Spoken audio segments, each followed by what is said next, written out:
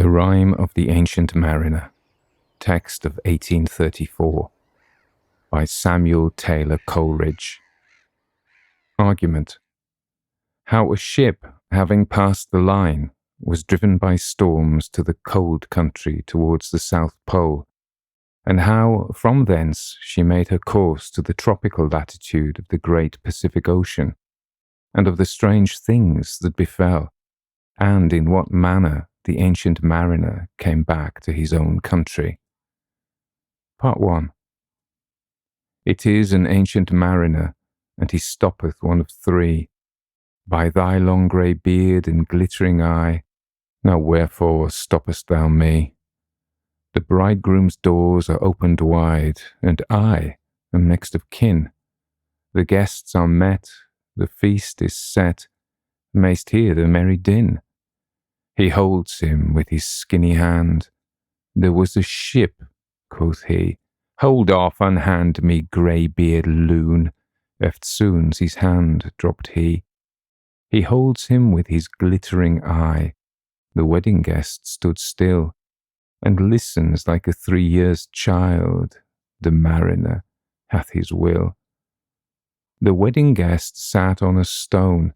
He cannot choose but hear. And thus spake on that ancient man, the bright-eyed mariner. The ship was cheered, the harbour cleared. Merrily did we drop below the kirk, below the hill, below the lighthouse top. The sun came up upon the left. Out of the sea came he, and he shone bright, and on the right went down into the sea. Higher and higher every day, till over the mast at noon. The wedding guest here beat his breast, for he heard a loud bassoon. The bride hath paced into the hall, red as a rose is she. Nodding their heads before her goes the merry minstrelsy. The wedding guest he beat his breast, yet he cannot choose but hear. And thus spake on that ancient man, the bright-eyed mariner. And now the storm blast came, and he was tyrannous and strong. He struck with his o'ertaking wings, and chased us south along, with sloping masts and dipping prow, as who pursued with yell and blow, still treads the shadow of his foe, and forward bends his head. The ship drove fast, loud roared the blast, and southward aye we fled. And now there came both mist and snow, and it grew wondrous cold, and ice mast high came floating by, as green as emerald. And through the drifts the snowy cliffs did send a dismal sheen, nor shapes of men nor beasts we ken, the ice was all between. The ice was here, the ice was there, the ice was all around. It cracked and growled and roared and howled, like noises in a swound. At length did cross an albatross. Through the fog it came, as if it had been a Christian soul. We hailed it in God's name. It ate the food it ne'er had eat, and round it flew. The ice did split with a thunder fit, the helmsman steered us through. And a good south wind sprung up behind, the albatross did follow, and every day for food or play came to the mariner's hallo. In mist or cloud, on mast or shroud, it perched for vespers 9, whiles all the night through fog smoke white glimmered the white moonshine. God save thee, ancient mariner, from the fiends that plague thee thus. Why look'st thou so? With my crossbow I shot the albatross. Part 2. The sun now rose upon the right, out of the sea came he, still hid in mist, and on the left went down into the sea. And the good south wind still blew behind, but no sweet bird did follow, nor any day for food or play came to the mariner's hallo. And I had done a hellish thing, and it would work him woe, For all averred I had killed the bird that made the breeze to blow. Ah, wretch, said they, the bird to slay that made the breeze to blow. Nor dim nor red like God's own head, the glorious sun uprist. Then all averred I had killed the bird that brought the fog and mist. 'Twas right, said they, such birds to slay, that bring the fog and mist. The fair breeze blew, the white foam flew, the furrow followed free. We were the first that ever burst into that silent sea. Down dropped the breeze, the sails dropped down, 'twas sad as sad could be, and we did speak only to break the silence of the sea. All in a hot and copper sky, the bloody sun at noon, right up above the mast did stand, no bigger than the moon.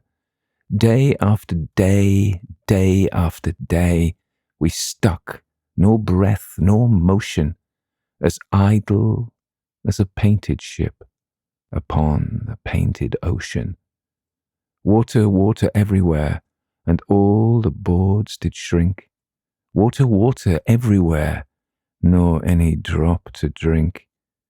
The very deep did rot, O Christ, that ever this should be. Yea, slimy things did crawl with legs upon the slimy sea.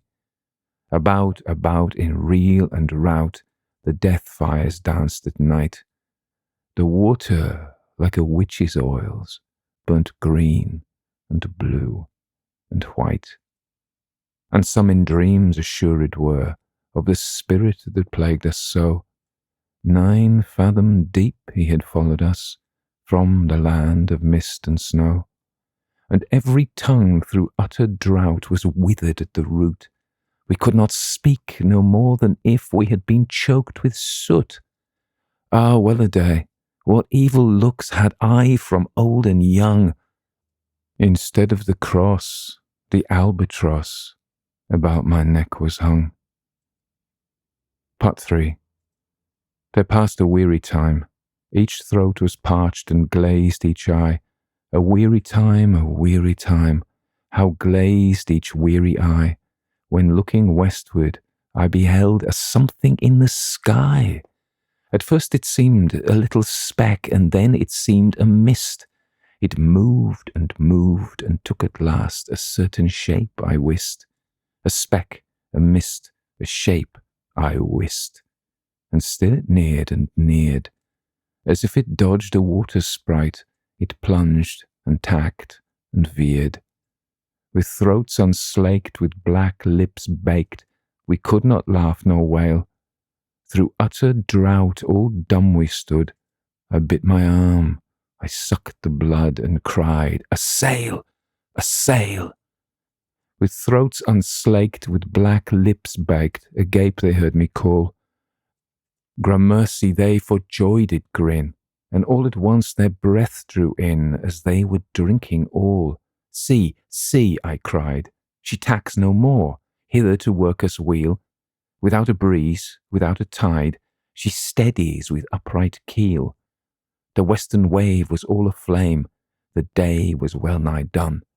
Almost upon the western wave rested the broad bright sun, when that strange shape drove suddenly betwixt us and the sun, and straight the sun was flecked with bars. Heaven's mother send us grace, as if through a dungeon grate he peered with broad and burning face.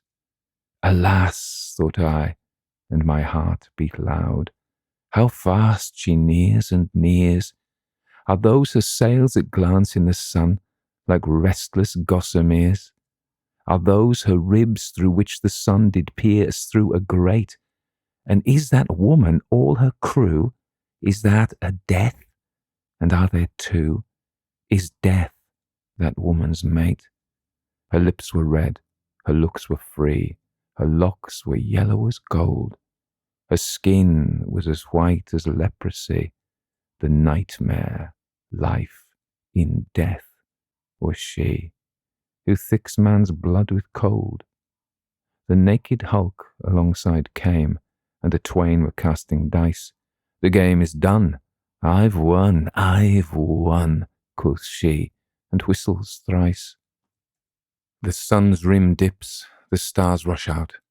At one stride comes the dark, with far-heard whisper o'er the sea. Off shot the spectre bark. We listened and looked sideways up. Fear at my heart, as at a cup, my lifeblood seemed to sip. The stars were dim and thick the night. The steersman's face by his lamp gleamed white. From the sails the dew did drip, till clomb above the eastern bar the horned moon with one bright star within the nether tip. One after one by the star-dogged moon, too quick for groan or sigh, each turned his face with a ghastly pang and cursed me with his eye. 4 times 50 living men, and I heard nor sigh nor groan. With heavy thump, a lifeless thump, they dropped down one by one. The souls did from their bodies fly.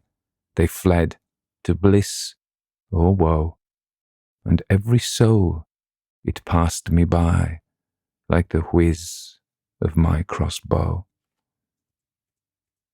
Part 4. I fear thee, ancient mariner, I fear thy skinny hand, and thou art long and lank and brown, as is the ribbed sea sand. I fear thee and thy glittering eye, and thy skinny hand so brown. Fear not, thou wedding guest, this body dropped not down.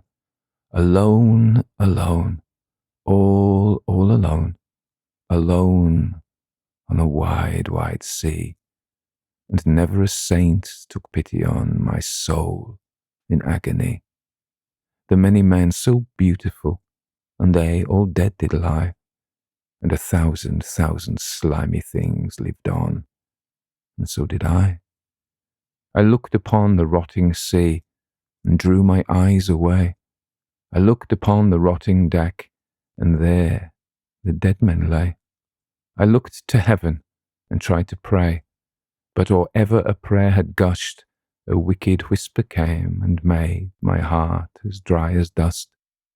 I closed my lids, and kept them close, and the balls like pulses beat, for the sky and the sea, and the sea and the sky, lay dead like a load on my weary eye, and the dead were at my feet.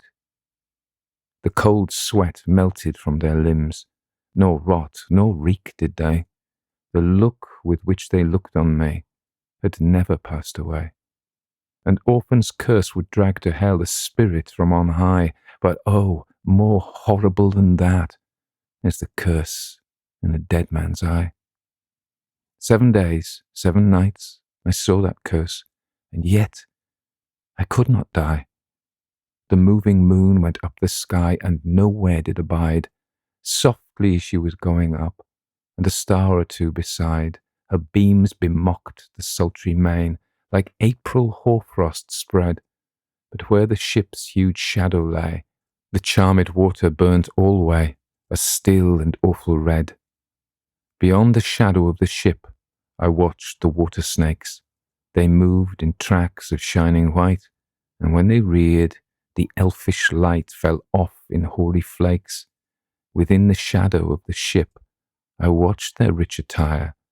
Blue, glossy green, and velvet black, they coiled and swam, and every track was a flash of golden fire.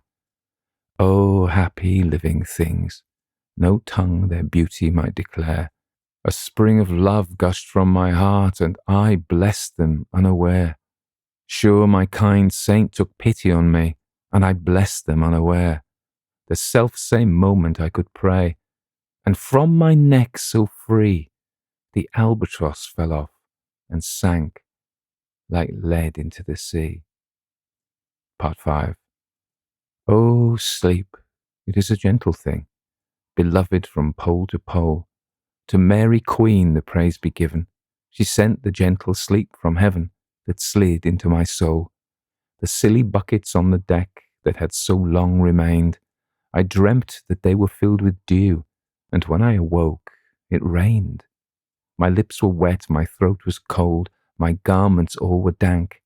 Sure, I had drunken in my dreams, and still my body drank.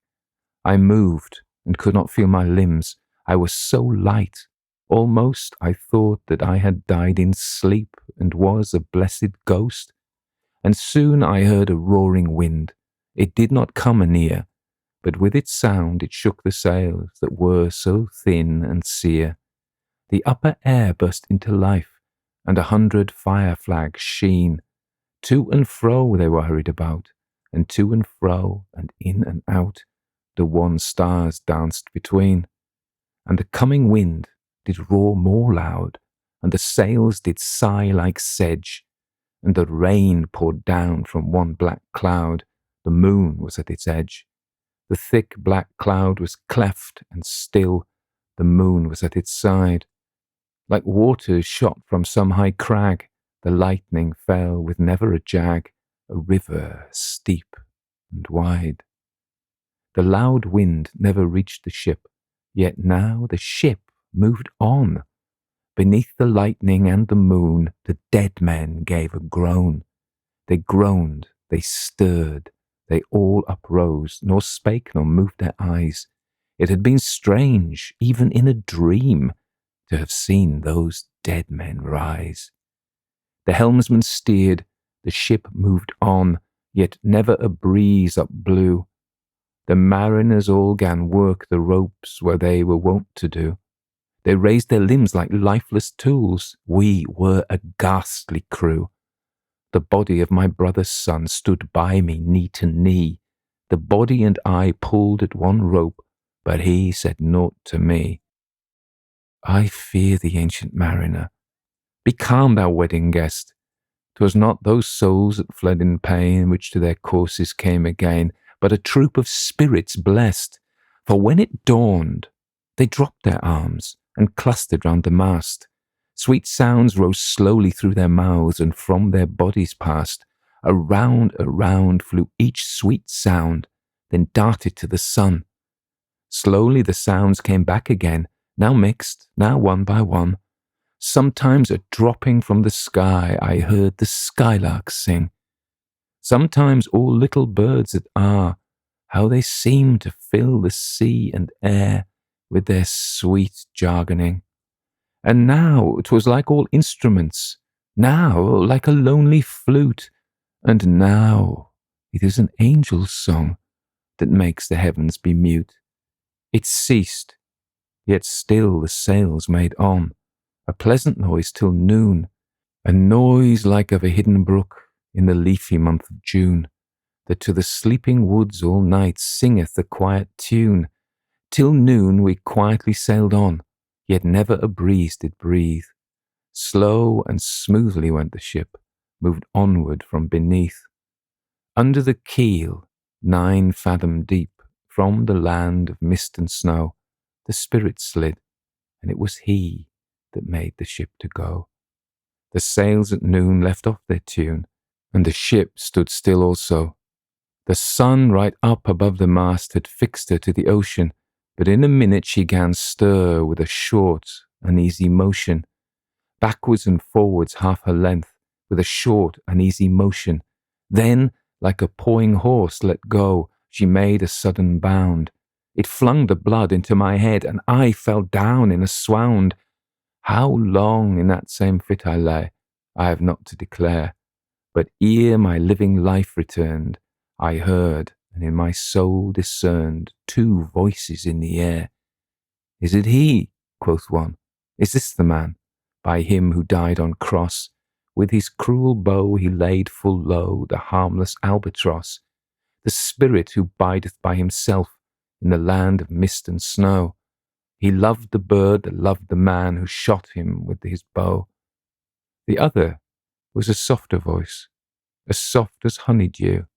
Quoth he, the man hath penance done, and penance more will do. Part 6. First voice. But tell me, speak again, thy soft response renewing. What makes that ship drive on so fast? What is the ocean doing? Second voice. Still as a slave before his lord, the ocean hath no blast. His great bright eye most silently up to the moon is cast.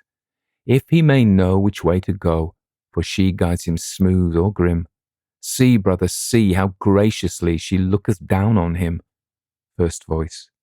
But why drives on that ship so fast, without or wave or wind? Second voice. The air is cut away before, and closes from behind. Fly, brother, fly, more high, or we shall be belated, for slow and slow that ship will go, when the mariner's trance is abated. I woke, and we were sailing on, as in a gentle weather. 'Twas night, calm night, the moon was high, the dead men stood together. All stood together on the deck, for a charnel dungeon fitter. All fixed on me their stony eyes, that in the moon did glitter. The pang, the curse, with which they died, had never passed away. I could not draw my eyes from theirs, nor turn them up to pray. And now this spell was snapped. Once more I viewed the ocean green, and looked far forth, yet little saw of what had else been seen. Like one that on a lonesome road doth walk in fear and dread, and having once turned round, walks on, and turns no more his head, because he knows a frightful fiend doth close behind him tread. But soon there breathed a wind on me, nor sound nor motion made. Its path was not upon the sea, in ripple or in shade. It raised my hair, it fanned my cheek, like a meadow gale of spring. It mingled strangely with my fears, yet it felt like a welcoming. Swiftly, swiftly flew the ship, yet she sailed softly too. Sweetly, sweetly blew the breeze, on me alone it blew. Oh, dream of joy! Is this indeed the lighthouse top I see? Is this the hill? Is this the kirk? Is this mine own country? We drifted o'er the harbour bar, and I with sobs did pray, Oh, let me be awake, my God, or let me sleep alway. The harbour bar was clear as glass, so smoothly it was strewn, and on the bay the moonlight lay, and the shadow of the moon. The rock shone bright, the kirk no less, that stands above the rock. The moonlight steeped in silentness the steady weathercock, and the bay was white with silent light, till rising from the same, full many shapes that shadows were, in crimson colours came. A little distance from the prow those crimson shadows were. I turned my eyes upon the deck. O Christ, what saw I there? Each corse lay flat, lifeless and flat, and by the holy rood, a man all light, a seraph man, on every corse there stood. This seraph band, each waved his hand. It was a heavenly sight. They stood as signals to the land, each one a lovely light. This seraph band, each waved his hand. No voice did they impart. No voice, but oh, the silence sank like music on my heart. But soon I heard the dash of oars. I heard the pilot's cheer. My head was turned perforce away, and I saw a boat appear. The pilot and the pilot's boy, I heard them coming fast. Dear Lord in heaven, it was a joy the dead men could not blast. I saw a third, I heard his voice. It is the hermit good. He singeth loud his godly hymns that he makes in the wood. He'll shrieve my soul, he'll wash away the albatross's blood.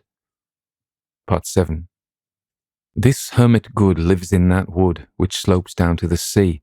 How loudly his sweet voice he rears. He loves to talk with mariners that come from a far country. He kneels at morn and noon and eve. He hath a cushion plump. It is the moss that wholly hides a rotted old oak stump. The skiff boat neared. I heard them talk. Why, this is strange, I trow. Where are those lights so many and fair that signal me but now? Strange, by my faith, the hermit said, and they answered, not our cheer. The planks looked warped, and see those sails, how thin they are, and sere. I never saw aught like to them, unless perchance it were brown skeletons of leaves that lag on forest brook along, when the ivy tod is heavy with snow, and the owlet whoops to the wolf below, that eats the she-wolf's young. Dear Lord, it hath a fiendish look, the pilot made reply. I am afeard. Push on, said the hermit cheerily. The boat came closer to the ship, but I nor spake nor stirred. The boat came close beneath the ship, and straight a sound was heard. Under the water it rumbled on, still louder and more dread. It reached the ship, it split the bay. The ship went down like lead. Stunned by that loud and dreadful sound, which sky and ocean smote, like one that hath been 7 days drowned, my body lay afloat. But swift as dreams myself I found within the pilot's boat.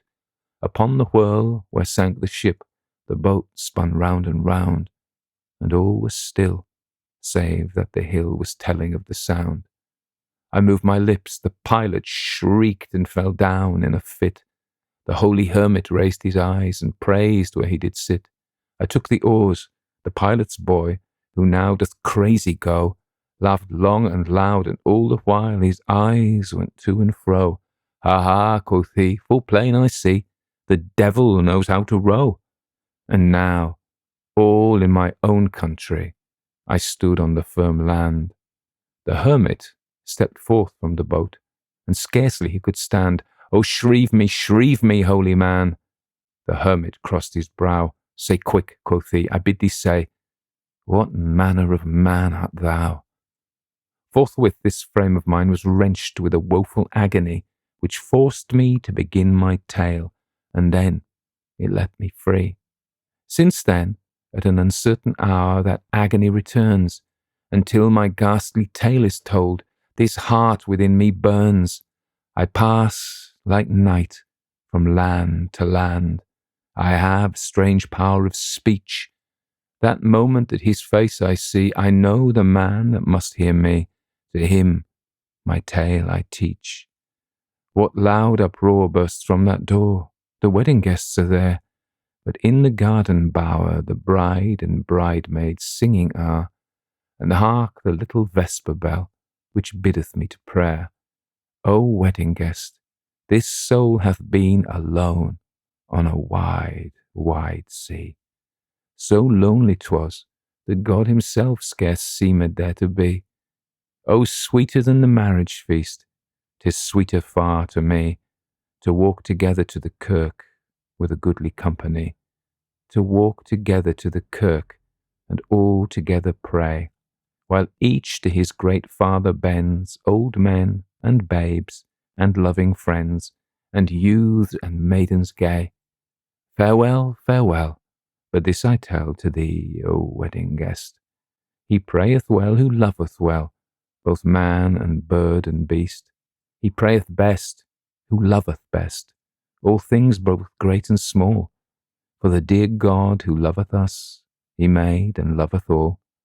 The mariner whose eye is bright, whose beard with age is hoar, is gone. And now the wedding guest turned from the bridegroom's door.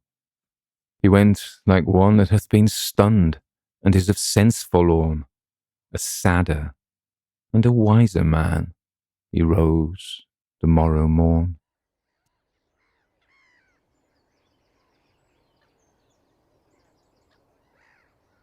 That was the Rime of the Ancient Mariner by Samuel Taylor Coleridge, and it was published in 1798 originally, though he did revise it, and this is a later text. This is 1834. I had thought that I wouldn't do commentaries on the poetry in the Classic Poetry podcast, as I do on the stories I do for the Classic Ghost Stories podcast, but I was just drawn to do something here, primarily because this is sort of like a horror story. But if we say something first about the man himself, Coleridge was born in 1772 in Devon in England, and his father was a vicar of the Church of England. He went to the free grammar school, King's School, established by Henry VIII. And he was quite a neurotic child, and he was given to nightmares and anxieties all of his life, which caused some problems because he would wake the children up later, much later in life. He stayed with his friend William Wordsworth for 18 months in Keswick, and he was a very difficult house guest. Apparently, he ate boiled eggs with cayenne pepper, which is very very strange in those days, where we were lucky if we ever had salt and pepper. That was exotic back in the north of England in those days. And he would wake the kids up with his screaming and his nightmares. He also was addicted to laudanum. Now, laudanum is a concoction of alcohol and opium. So you can imagine both of those are very addictive drugs, and he was addicted to both of them. He was a deeply thoughtful man, and as well as being a poet, he was a philosopher. And when he travelled with Wordsworth and, of course, Robert Southey, another one of the Lake poets, he departed from them in Germany and spent a lot of time going to university towns in Germany. He learned German. He was a big follower of Immanuel Kant and German idealism philosophy, and he translated some of Schiller, the German Romantic poet's work, into English. He went to university at Cambridge, this is before I'm jumping back and forward, in the 1790s, and moved to a place in Somerset at Nether Stowey. Place is now called Coleridge Cottage, and William Wordsworth and his sister Dorothy were there, and they visited him, and they actually rented somewhere close by, and they lived for a little while together. And during this period, he wrote most of his work, The Rime of the Ancient Mariner, and the symbolic poem Kubla Khan. He claimed that the latter was from inspiration of an opium dream. And of course, it's famously, the dream is interrupted by the person from Porlock who wakes him up from his opium dream, and so we don't never get the end of it. He became a Unitarian minister, so it's a branch of Christianity which obviously believes in Unitarianism. The thing to know about Unitarianism is that they don't believe in the Trinity. So they don't believe in Father, God, and Holy Spirit. You know the Nicene Creed. You say, I believe in one God, etc., which is in three. They believe that Jesus, the man, was inspired by God, and he was a moral teacher, but he was not divine. He was a preacher in Shrewsbury. Now, Shrewsbury was a place I got kind of stuck in for 3 days. A delightful town, mind, but car broke down in June and we couldn't get away, and we were there for the Platinum Jubilee, as people may have heard me comment on the Ghost Story channel. But I enjoyed it. It's lovely weather. He was there anyway. I didn't see him. Ha, that's a joke. Coleridge travelled extensively throughout, living in Shropshire, as we talked about. He also lived in Cumberland. He lived in Somerset and in Wiltshire. And also he lived in Germany for a bit and in Sicily. At the end, he became dejected because he felt that his poetic gift had abandoned him. Towards the end of his life, when he was drinking 8 quarts of laudanum a week, which is a lot, he returned back to the Church of England in 1814, but he was quite a troubled and unhappy man.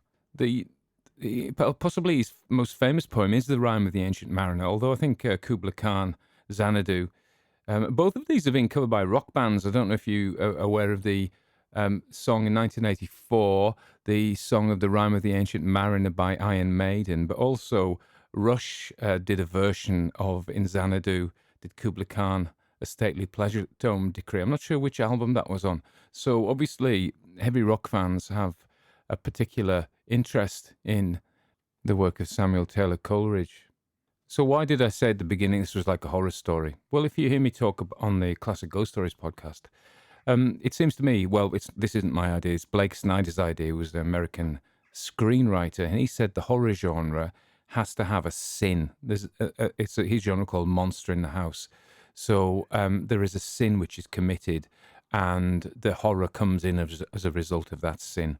And depending how it goes, you can either redeem the sin or not. Now, my other theory is, of course, that all stories are here to teach us something, and this is clearly a moral tale, but it's not a slap in your face moral tale. I think it's also quite gothic. I remember it came out in 1798 when Frankenstein came out in 1818, which of course is 20 years later, but what is 20 years in the life of a cultural phenomenon? And in a Gothic tale, you have to set it in somewhere distant, somewhere unfamiliar, so that these strange things, where there are monsters. Remember the old maps where they had, here be monsters. So in the mind, these places are where things like this could occur. So Frankenstein has a big section up in the ice, and so is this. So basically, he goes on a boat, everything's fine, and they go towards the South Pole, and they get mist and snow, and it becomes there's ice everywhere and things like that.